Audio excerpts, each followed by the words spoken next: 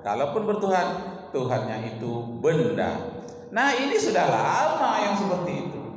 Sudah lama, sejak dari zaman Imam Hanafi dahulu sudah seperti itu. Kalau memang ada Tuhan, kalian coba turunkan Tuhan kalian dari langit, turunkan malaikat dari langit. Kami ingin berhadapan-hadapan dengan Tuhan. Begitu katanya. Mengapa pola pikirnya seperti itu? Karena biasa dia menyembah berhala, biasa menyembah patung, menyembah dewa-dewa. Dia sangka Allah itu seperti berhala yang harus tampak tangan kakinya, kuat lengannya, kuat tangannya, harus tampak. Nah, kalau tidak bisa dilihat berarti tidak ada. Bapak Ibu yang terhormat, memang kita tidak bisa melihat dengan mata kita, tetapi sebetulnya kita setiap hari telah melihat Tuhan. Cuma bukan melalui mata. Kita sedang melihat Allah, tapi bukan melalui mata. Begitu juga kalau di dalam teknologi yang listrik, sentrumnya itu terasa tapi tidak tampak oleh mata. Tapi setiap hari kita berhadapan dengan sentrum listrik, dia tidak nampak tapi dia ada. Nah, apalagi Allah Subhanahu wa Ta'ala. Apa yang bisa melihat sentrum itu? Otak kita. Di belakang otak ada namanya akal. Akal kita dapat melihat Allah Subhanahu wa Ta'ala. Bukan melihatnya dengan mata, tapi dengan mata hati. Sehingga disebut dengan roh. Manusia itu 7 lapis. Ada 7 lapisan roh.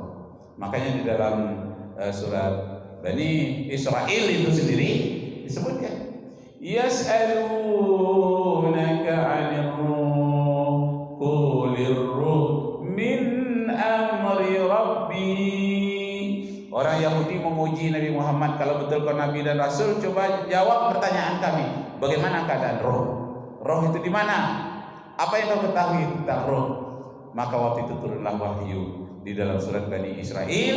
Jawab ya Muhammad, qulir ruh min amri rabbi. Roh itu adalah rahasia dari Allah, dari Tuhanmu. Nah, tapi ada di ujung ayat apa? Wa ma utitum minal ilmi illa qalila. Kamu diberi juga pengetahuan tentang roh, tapi hanya sedikit, tidak banyak. Mulai dari nabi-nabi dahulu, Nabi Adam, Nuh, Adam, Idris, Nuh, Saleh, Ibrahim, Lut, Ismail, Ishak, Yaqub, Yusuf, Ayyub, Shu'aib, Musa, Harun, Zulkifli, Daud, Sulaiman, Ilyas, Yunus, Zakaria, Yahya, Isa, wal akhiru khatamul anbiya Muhammad al-Mustafa. Nabi-nabi itu tidak ada yang melihat Allah dengan mata, tapi melihat Allah melalui akal pikirannya, melalui mata hatinya. Jadi ada 7 lapisan roh. Lapisan pertama namanya fitrah. Nah, jadi secara fitrah kita sudah melihat Allah Subhanahu wa Ta'ala, dalam artian melihat kekuasaannya, kekuasaan Allah Subhanahu wa Ta'ala yang zatnya bisa dilihat, yang zatnya dalam hadis dikatakan, lihatlah apa yang diciptakan oleh Allah, pikirkan apa yang diciptakan Allah, wala tafakkaru fi zatillah. Jangan sekali-kali memikirkan zat Allah, tidak akan mampu. Karena itu pikirkanlah sifat-sifat Allah dan ciptaan Allah Subhanahu wa Ta'ala. Allah yang Maha Besar. Ada yang mengatakan Allah itu tinggalnya di aras kursi Lauh Mahfuz. Tidak. Dia tidak tertampung oleh tempat. Aras itu hanya sebesar debu bagi Allah Subhanahu wa Ta'ala. Ibarat kita manusia bertengger di atas sebuah debu, bahkan lebih kecil daripada debu. Alas, kursi, surga, neraka, itu semuanya makhluk Allah, makhluk kecil di sisi Allah Subhanahu wa Ta'ala, tidak menampung, tidak bisa menampung Allah Subhanahu wa Ta'ala. Lalu bagaimana mengatakan Tuhan katanya di atas langit? Langit itu kecil bagi Allah Subhanahu wa Ta'ala. Tapi ada katakan Ar-Rahmanu 'alal 'arsy istawa, itu namanya kiasan.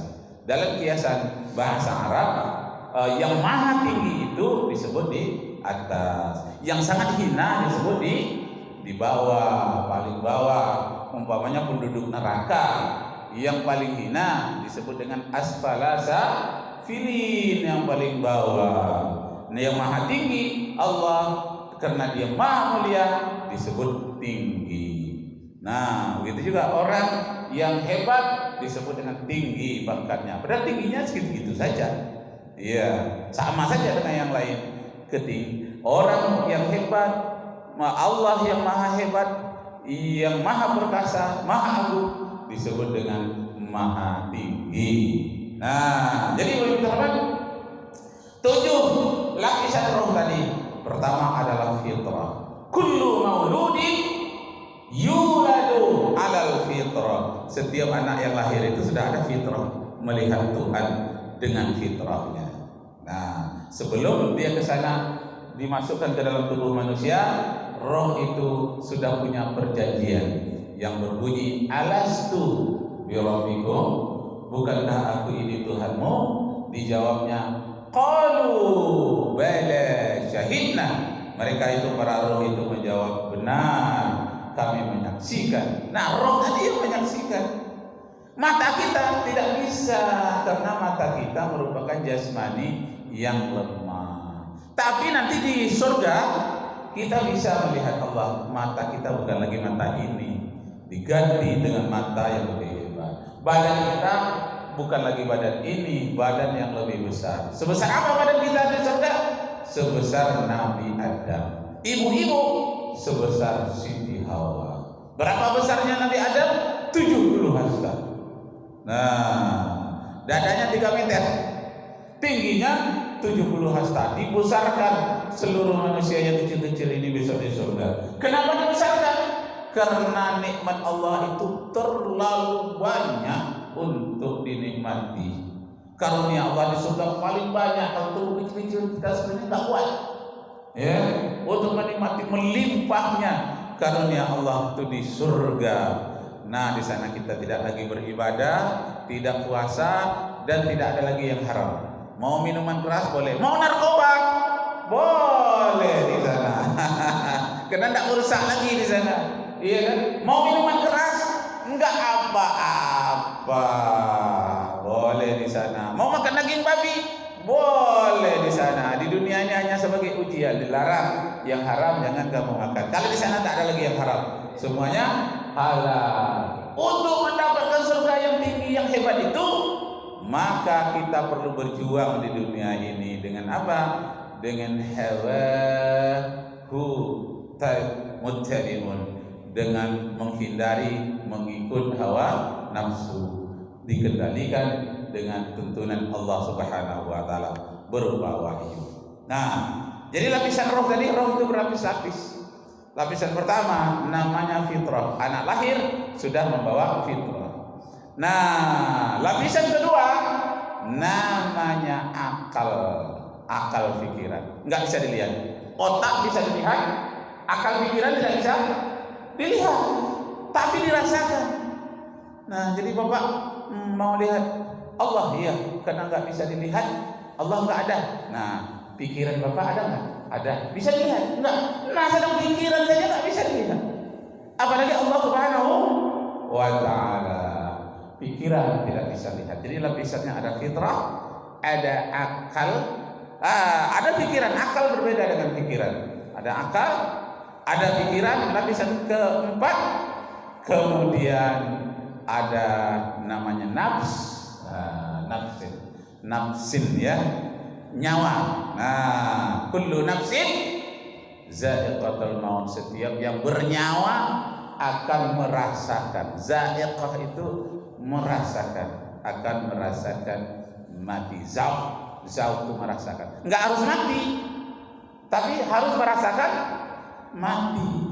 Siapa dia? Tidak mati, tapi merasakan mati. Nabi Idris dia tidak mati, tapi sudah merasakan mati. Banyak nabi-nabi yang lain ya, dia tidak mati tapi merasakan mati. Jadi setiap yang bernyawa merasakan mati. Nah, terus jadi lapisan keempat ada nafs, kemudian lapisan kelima ada namanya khasyah, perasaan. Nah, perasaan itu lapisan roh itu. Ketika rohnya habis, hilanglah perasaannya. Itu lapisan-lapisan kelima ya. Nah, lapisan keenam itulah yang disebut dengan hati nurani, firasat. Dalam hati kita kan ada firasat, karena rohnya masih berfungsi, bekerja. Lapisan roh, ada nafs, ada firasat, dan kemudian yang ketujuh lapisannya yang disebut dengan sukma di dalam bahasa Sanskerta ya, yang disebut dalam bahasa Arabnya banyak sekali. Ada yang disebut dengan khasyah, ada yang disebut dengan bagian dari fitrah, dan bagian-bagian dari akal. Akal itu pun terbagi pula menjadi 10 macam akal. Akal tingkat paling rendah sampai akal yang paling tinggi. Akal yang paling tinggi itu adalah akal Allah Subhanahu wa taala. Akal yang paling rendah adalah akal dari tumbuh-tumbuhan dan hewan. Nah, masih banyak lagi Bapak dan Ibu terhormat yang berkaitan dengan diri manusia. Kesimpulannya, diri kita yang punya diri jangan sekali-kali berbuat kerusakan di muka bumi. Janganlah membangun kebahagiaan di atas penderitaan orang lain. Wala tabghil fasada fil ardi innallaha la yuhibbul mufsidin. Surat Al-Qasas ayat 77 dan ayat 78. Nah, mudah-mudahan Allah Subhanahu wa taala melindungi kita dari kejahatan-kejahatan orang mafia-mafia yang membangun kebahagiaan di atas orang lain. Jadi yang membuat narkoba, membuat senjata itu tadi nama kelompoknya mafia. Ada sekarang dulu mafia yang terkenal itu minuman keras, judi, narkoba dulu. Sekarang ada mafia pendidikan, penipuan dalam bidang pendidikan. Ada mafia peradilan. Nah, ini bahayanya. Habib Rizik hampir kena itu oleh mafia peradilan. Tapi untung katanya kenanya berapa bulan? 8 bulan ya. Oh, itu berarti mafianya kurang bekerja. Kalau bekerja itu bisa seumur hidup ya.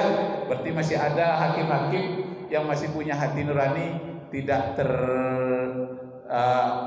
tidak ternoda oleh mafia-mafia itu tadi. Nah, semoga Allah Subhanahu wa taala melindungi kita semua. Sampai waktu kita masih berapa menit? Hah? Udah masuk? 1 menit kita tutup dengan doa ya. Ibu ada bertanya Bu? Apa Bu? Ya. Ya.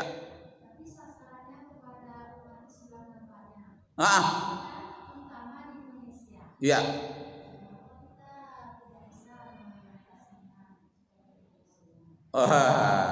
Itu dia. Kenapa ada umat Islam yang membangun kebahagiaan atau penderitaan orang lain pula ya? Atau setidaknya umat Islam mengantisipasi bagaimana jangan terjadi penderitaan, ya gitu ya. Karena kita sudah tahu itu penyakitnya. Kenapa kita tidak mengantisipasi? Yang paling banyak kena umat Islam. Umat Islam di Indonesia, umat Islam Rohingya di Burma. Kenapa umat Islam tidak mengantisipasi? Sudah ada usahanya melalui OKI, Organisasi Konferensi Islam, dan juga melalui perdagangan, umpamanya mafia perdagangan. Kalau dulu sudah ada namanya STI, Syarikat Dagang Islam. Sekarang sudah mulai tumbuh lagi adanya MARK ya, 212 apa? 121 MARK sudah mulai di dalam perdagangan supaya mafia perdagangan dapat diatasi. Dan kemudian di Indonesia ini sudah banyak kesadaran. Dahulu mafia-mafia itu melalui pendidikan-pendidikan yang tidak mengajarkan pendidikan Islam. Sekarang sekolah-sekolah yang seperti itu tidak laku lagi. Justru sekolah-sekolah yang laku adalah sekolah yang banyak menghafalkan Quran, sekolah-sekolah yang bersifatnya pesantren yang keagama.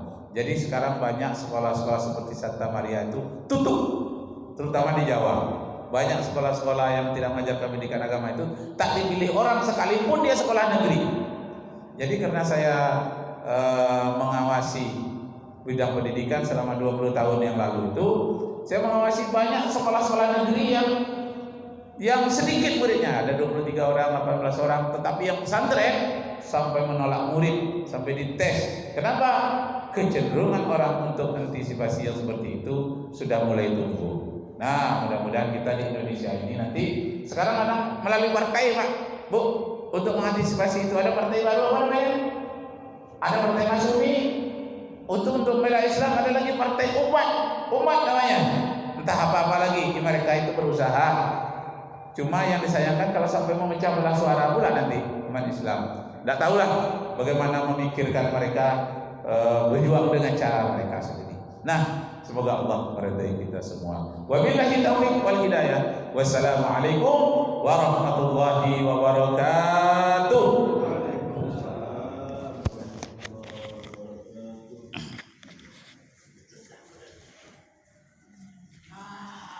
Astagfirullah.